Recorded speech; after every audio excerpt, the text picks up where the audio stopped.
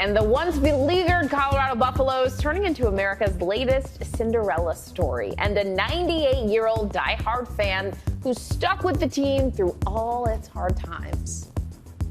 Deion Sanders calls her his most valuable player. I'm Peggy.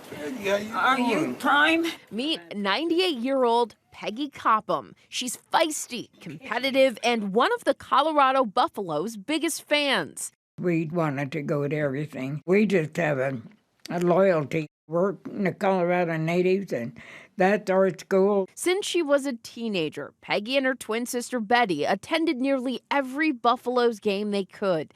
The two always donning their team gear, seated in their habitual section 104. Betty and I never would leave a game early. We always said we would never leave those kids on the field alone. After Betty died of cancer in 2020, Peggy vowed to maintain the tradition.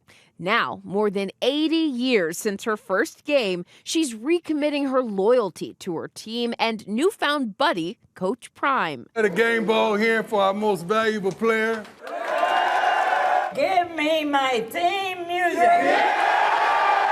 The two forming an unbreakable bond. And Peggy's support couldn't come at a better time. Later today, Coach Sanders is set to lead his team, now 3-0, into one of the most anticipated games of the season against the also undefeated Oregon Ducks. And ticket prices are booming, with some seats going for a little over $900. According to Front Office Sports, Colorado Buffaloes now have the highest average ticket cost in college football.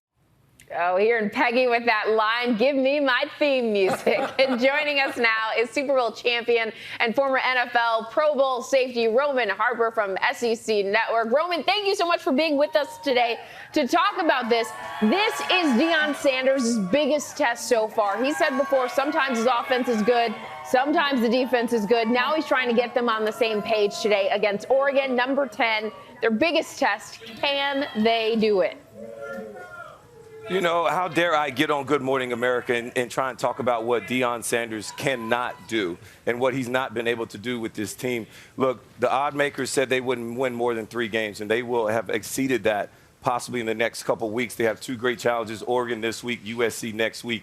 Deion Sanders is amazing. He has exceeded every expectations, not just this year, but his whole life. You know, I grew up having Deion Sanders on my wall, and not from football. As a great player with the Atlanta Braves growing up in Alabama, that is where I first started to love Deion Sanders, followed by becoming the greatest of all time as far as a cornerback is concerned. And he's just continued that legacy on, having been able to coach his kids and be who he is. He is great all the time, not just sometimes. And anybody that doubts this man should definitely go back to sleep this morning. He'll be asking, do you believe yet? From football, baseball, even the rap game. Okay, but like you mentioned, they're playing USC next week, number 5 right now. But they will be doing so without Travis Hunter, that lacerated liver. Shiloh Sanders says it's like losing 2 players. How can they make up for all that Travis Hunter is to that team?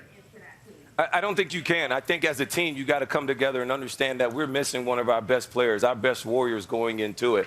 And so we got to rally behind what we do have. The guys that's going out there, we may have to change some coverage things. We may have to Shadur and those guys on the other side. Look at other players on 2nd, 3rd down, crucial situations. But if you stay together as a team, they already have accomplished more things than anybody ever gave them for. So they shouldn't worry about the naysayers. And you better watch out, because if they don't knock off Oregon today, that's fine. All right, they're not supposed to. But USC next week, because USC's defense is not great.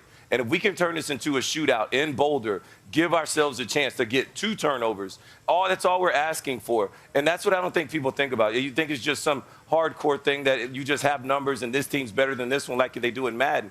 But that's not it. The game is still played in between the white lines. And you're dealing with 18, 19, 20-year-old kids. And sometimes they got different things going on inside their lives, offside of the field, that affect their play on the field.